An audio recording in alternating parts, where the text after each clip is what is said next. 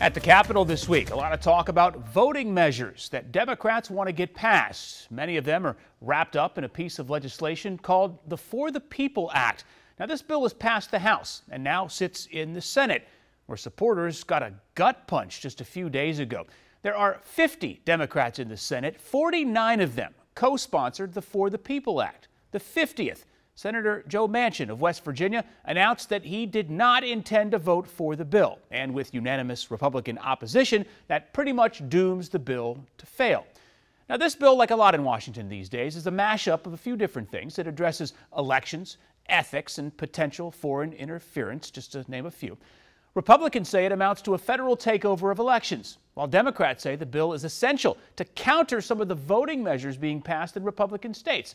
So I wanted to get you some deeper context about what this bill would actually do. Congressman John Sarbanes, the lead sponsor of this bill in the House of Representatives, which passed. So Congressman, this bill is among your party's chief legislative priorities, yet it appears, at least right now, doomed in the Senate. Could you tell us, I know there's a lot of things wrapped up in it. Can you tell us chiefly what it would do, and if there are any parts of it that you believe could garner bipartisan support? If you look at the bill, there's 5 or 6 things in there that really address those grievances. Number one, people want to get to the ballot box without having to run an obstacle course every 2 years. So we want to make sure people have the freedom to vote in America, that is protected. Number two, people hate this partisan gerrymandering that happens. And so we want to fix how redistricting is done across the country. We have a solution for that. We protect against interference and hacking from foreign actors into our election infrastructure. That's included in H.R. 1. We insist on ethics, a culture of ethics and accountability in Washington on the part of lawmakers and people who serve in the executive branch. And we fight back against the big money, the billionaires, the PACs, the super PACs. We lift up the voice of everyday Americans. That's why it's got strong support out in the country. We want to make sure that people in the Senate right now understand that that support is strong. So we're going to keep making the case, hopefully get this over the finish line. So the Senate Minority Leader, Mitch McConnell, to no one's surprise, is just dead set against this bill. One of his chief arguments, he said, is that the federal government shouldn't have any role in regulating elections at the state level. Is that a valid argument?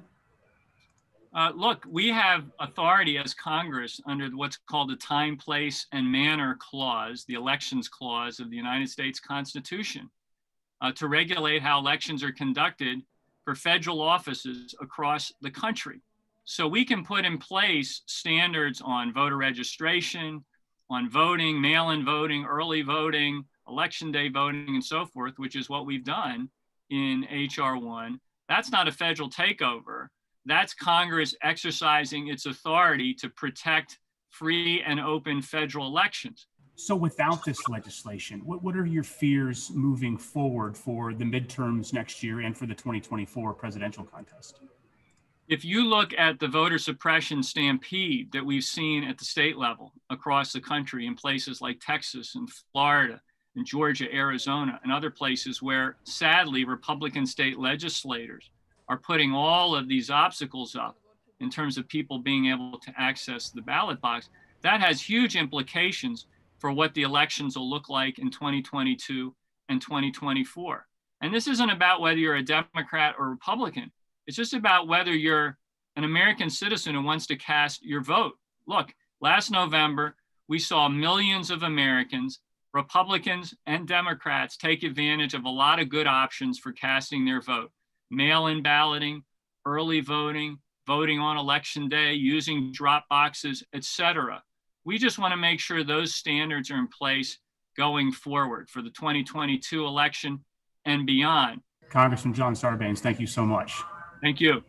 I want to bring you a thorough and, most importantly, balanced perspective on this topic. So now we turn to Mac Warner, who is the Republican Secretary of State in West Virginia. So, sir, you were on Capitol Hill. You testified in front of a Senate committee in opposition of this bill. I know that there's a lot in it. What are some of your chief concerns about why you oppose it?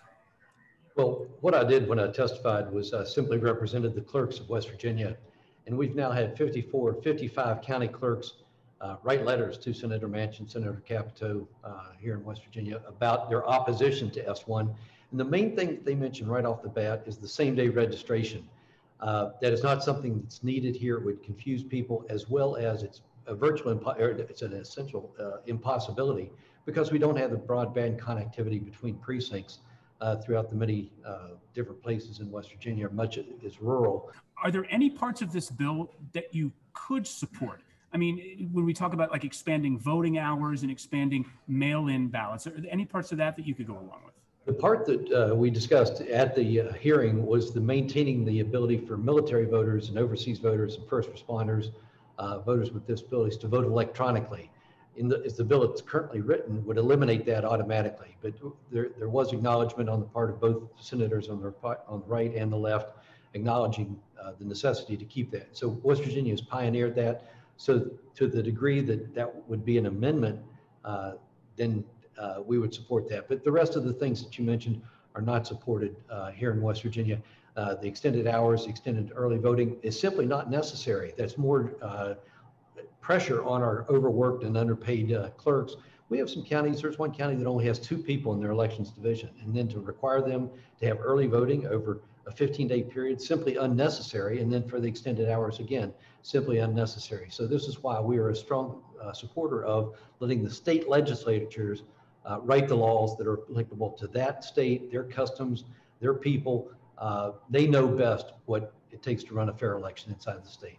For Democrats' part, a lot of what they're claiming as the necessity for this legislation is, you know, they're targeting these Republican legislatures in Georgia, in Texas, in Arizona. Those are the places really getting a lot of criticism for the voting measures that they have approved.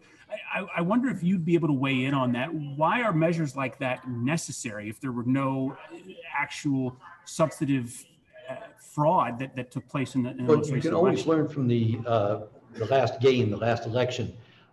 This was a different election because of COVID-19. It exposed a lot more people to the absentee voting process, voting by mail, and so on. So legislatures need to go back and look at their processes. I would recommend everybody to read those bills. And when you read that Georgia bill, it really isn't voter suppression. That's adjustments to make sure that the people in Georgia have confidence. Now, I'm not trying to be an expert on the Georgia law. I'm simply saying that these are not onerous or as onerous as they're being made out to be in this political we're being pushed to the extremes, the left and the right, and let's not go there. Our job is to run free and fair elections. That's right. The devil is in the details for all of these pieces of legislation. Mac Warner, Secretary of State for West Virginia. Appreciate your time, sir. Thank you. Sure, Adam. Thank you.